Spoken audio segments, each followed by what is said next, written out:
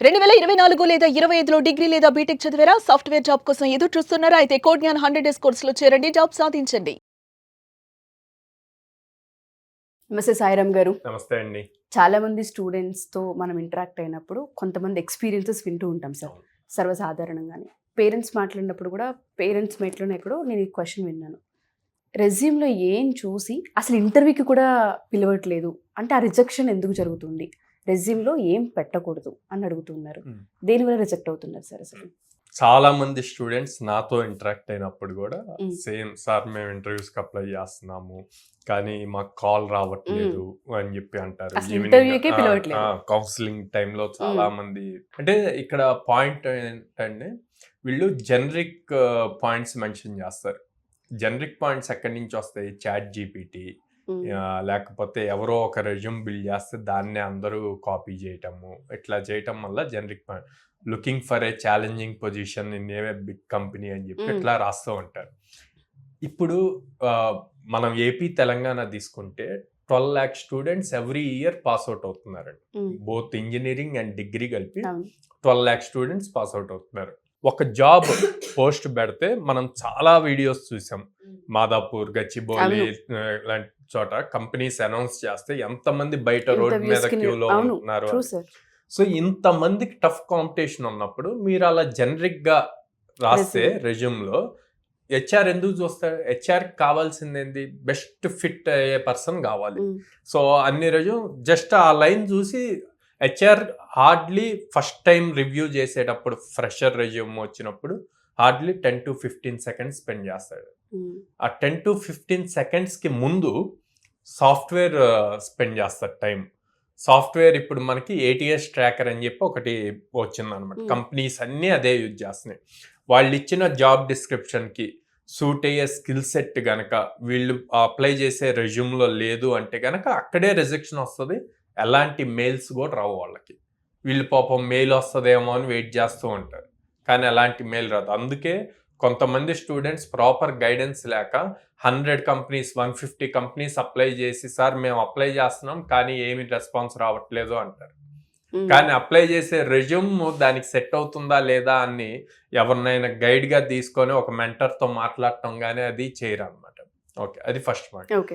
ఎప్పుడైతే ATS ట్రాకర్లో skill set match అయ్యి okay వీళ్ళు ఫస్ట్ రౌండ్కి ఎలిజిబుల్, వీళ్ళకి ఇవ్వచ్చు అని చెప్పి హెచ్ఆర్ దగ్గరికి వస్తాయో, హెచ్ఆర్ ఇమ్మీడియట్గా స్కాన్ చేసినప్పుడు అట్లాంటి జనరిక్ పాయింట్స్ కనిపిస్తే తను ఇమ్మీడియట్ రిజెక్ట్ చేసేస్తాడు. తనకి ఒక్క జాబ్ పోస్ట్ కోసం 1500 మెంబర్స్ని ఇంటర్వ్యూ చేయలేడు కదా. సో అల్టిమేట్ గా తను ఒక 30-40 మెంబర్స్ని ఇంటర్వ్యూ చేస్తే ఒకరిని తీసుకోగలుగుతాడు. అంత టైంని స్పెండ్ చేయలేగా. సో అందుకే ఇంత కాంపిటీషన్లో మనం యూనిక్ గా ఉండాలి, స్ట్రాంగ్ గా ఉండాలి అంటే మన స్కిల్ సెట్ బాగుండాలి అండ్ రెజ్యూమ్ ఎలా ప్రిపేర్ చేయాలో కూడా తెలియాలి. ఎగ్జాక్ట్లీ మీరు చెప్పిన పాయింట్ చాలా మంది తట్టదు సార్. మన రెజ్యూమే రిజెక్ట్ అవుతుంది అంటే ఫస్ట్ ఇంత మందిలో అసలు మనం స్పెషల్ ఏముంది అన్న పాయింట్ ఎప్పుడైతే హైలైట్ చేయగలుగుతామో ఫస్ట్ అది షార్ట్ లిస్ట్ అవుతుంది. ఆ పాయింట్ చాలా మంది మర్చిపోతూ ఉంటుంటారు. మన దగ్గర రెజ్యూమ్ ప్రిపరేషన్ కూడా అంటే ఆ విషయంలో కూడా కేర్ తీసుకునే అవకాశం ఉంటుంది. ఫస్ట్ 40 days లోనే రెజ్యూమ్ ప్రిపరేషన్ మీద ఎక్కువ ఫోకస్ పెడతామండి. చాలా మంది స్కిల్డ్ స్టూడెంట్స్ ఉంటారు కానీ రైట్ ఆపర్చునిటీ రాక వాళ్ళు ప్రూవ్ చేసుకోలేరు. ఎందుకు రైట్ ఆపర్చునిటీ వాళ్ళకి రావట్లేదు అంటే రెజ్యూమ్ ఇవి వాళ్ళకి ప్రాపర్ గా గైడ్ చేయలే ఎవరు, ఇట్లా ఉండాలి ఇట్లా గానీ. సో అందుకని మనం సపరేట్ గా వాటి సెషన్స్ ఉంటాయి.